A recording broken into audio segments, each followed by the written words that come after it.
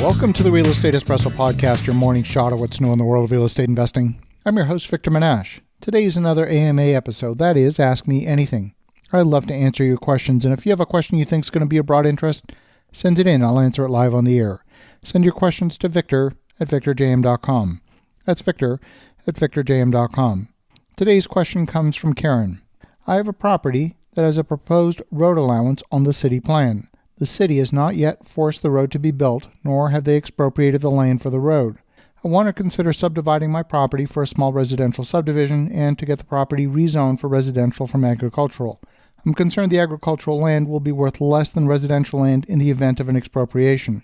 Residential lots that are builder-ready are selling for $150,000 a lot in my area. What would be the best way to preserve the value of my property? How would you advise me to proceed? Well, Karen, this is a great question. You're correct to be concerned about the claim of eminent domain for a portion of your land. And when a government body implements an eminent domain, it is usually enacted at the local level and then ratified at the state level. It's a lengthy process. The process depends on the state and how the eminent domain statutes are written. Now, I'm not a lawyer, and I don't want to be in the role of giving you legal advice. You probably want to consult a lawyer who specializes in eminent domain.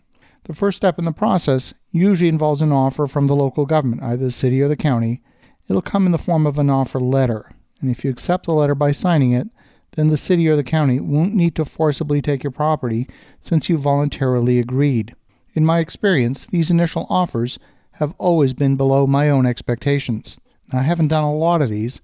I think I've seen maybe 7 of these directly for properties that I used to own, but that means I've probably seen 7 more than most people.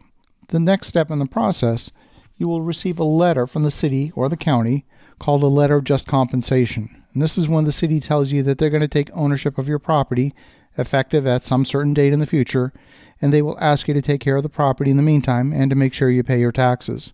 Some people are so angered by this that they make the mistake of not paying their taxes at this stage, and then the city has reason to take the property without compensating. So you want to make sure you pay your taxes. You can contest the eminent domain in the court system. This will usually involve getting independent appraisals at the date of eminent domain. But those appraisals cannot be for the purpose of financing or sale. They have to be very specific appraisals for the purpose of eminent domain. Otherwise, the court will not accept those appraisals as evidence. And the date has to match the date of the eminent domain. So you have to get all of that stuff right if you're going to challenge it. With the property zoned as agricultural, you are in a very vulnerable position. There's a vast difference in value between agricultural land and residential land. My recommendation would be for you to get the property rezoned as residential immediately. You might choose to sever the land into a few parcels, but this is where you need to be careful. Subdivision above a certain size might require planned use development and an entire site plan approval. And if you can couple those two together, it's a viable strategy. And if your plan is to build the entire subdivision at once, it might be a good thing to do. But a planned use development typically has a shelf life associated with it. If you fail to construct the subdivision within the shelf life of the planned use development, then the approval will expire and you'll be back to square one.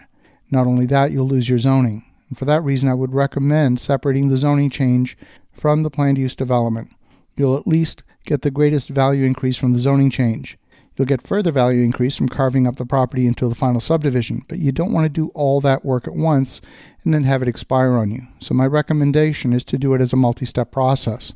First, rezone the property, then sever a couple of parcels, and then, when you're ready, you can do the planned use development at a later time when you're actually closer to building it. You want to enhance and preserve as much of the value as possible by ensuring you have the strongest entitlements. It sounds like you're on the edge of a developing area, and you should seek to maximize the value of the land. Another thing to consider is that when you undertake the planned use development, the city might require you to donate the land for the planned road extension.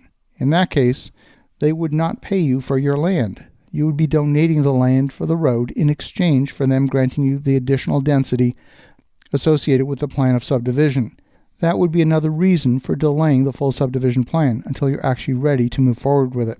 This is potentially a complex case, and I would encourage you to seek the counsel of a lawyer who specializes in eminent domain.